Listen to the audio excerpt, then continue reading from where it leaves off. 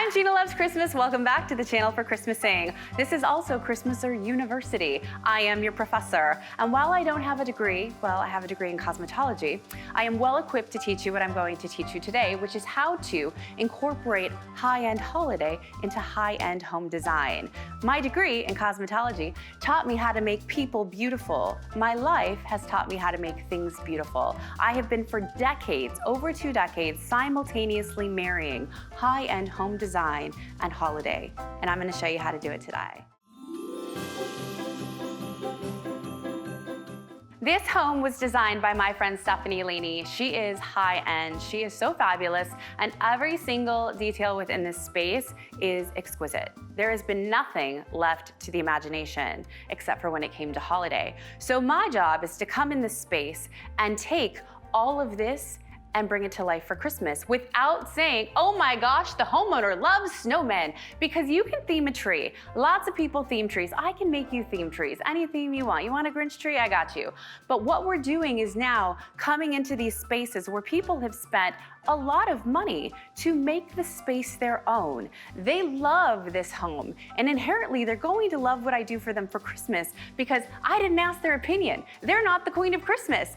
I am gonna do whatever I want, and it's gonna be amazing. And I'm gonna take you along with me for the ride. So I'm going to show you what I'm gonna bring into the space for color, for texture, the type of greenery I'm going to use, and it's just going to feel right at home here. When the homeowners come home, they're going to know something is different, but they're not going to quite understand how I did it unless they watch this YouTube video, because I'm going to show you every step along the way. So we're starting from scratch, from mantle, the entire space. I'm going to take you into the dining room, and we're going to talk about what I did, why I did it, and why it's amazing. If you were thinking I was just gonna start decorating a tree right now, I am not dressed for that. That's going to be in another video. You can look for it. It'll be obvious it's this room.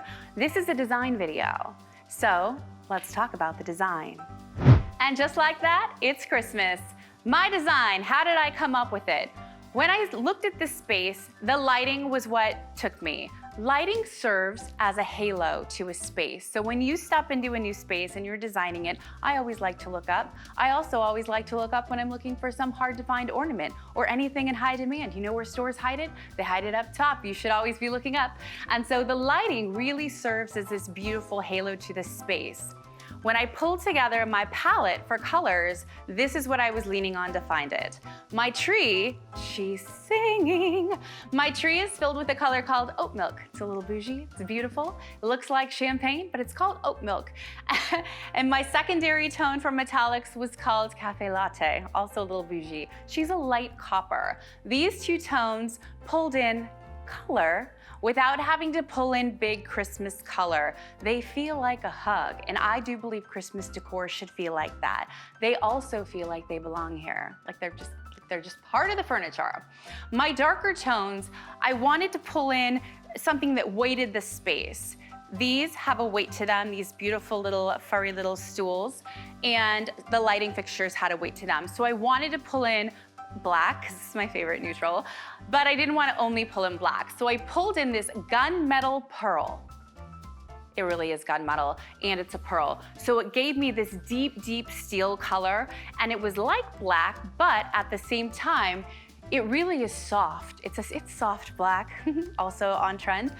And then I brought in these black shatterproof mirror balls. They have a little glitter on them. They are matte and shiny, and so they brought in a lot of reflection. I did bring in a glass set on my tree that pulled the look together as well, gave it that little more designer feel.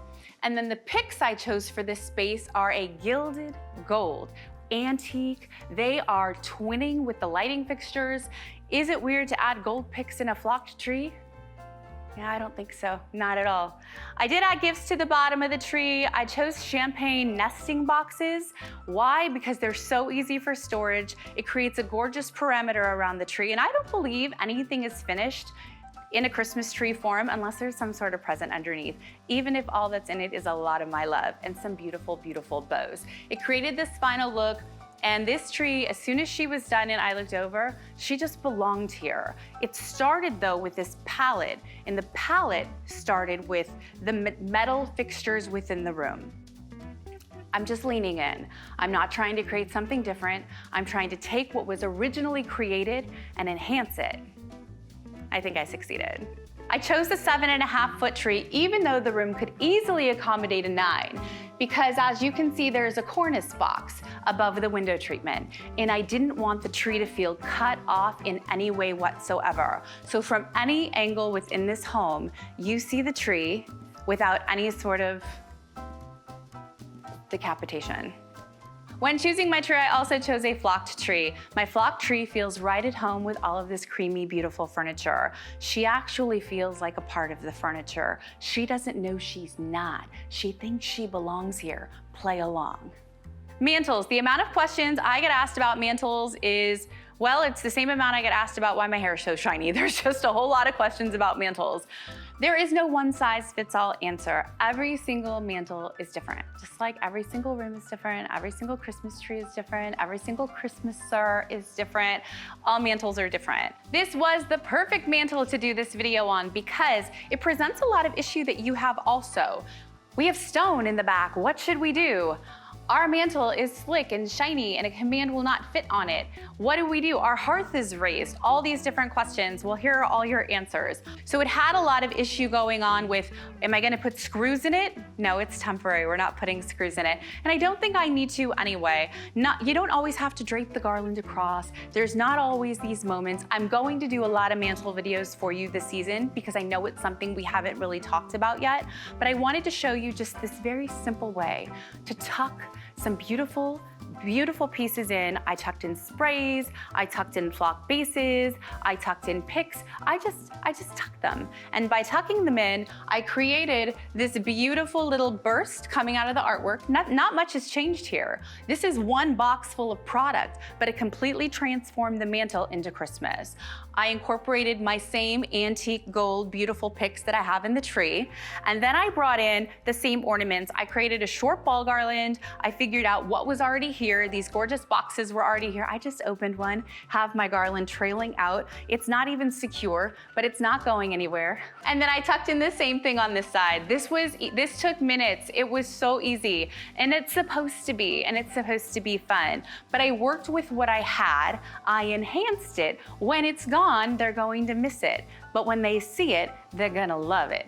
Because design is supposed to be easy. It's supposed to have a flow. If you are doing a design and you're struggling with what you're doing, I encourage you to stop thinking too hard about it. When you think, you're kind of destroying the creative process. I want you to just feel it and be like, that's the right thing to do. It's instinct. Just like when you design a space, you have an instinct, this is gonna work. And when you're designing Christmas, that same instinct applies. Fuel your creativity. Love the design process. And if you have any questions, you know where to find me. You can DM me on Instagram. You can hang out here with me and the Christmasers. I am Jeanna Loves Christmas. Thank you for Christmasing with me today.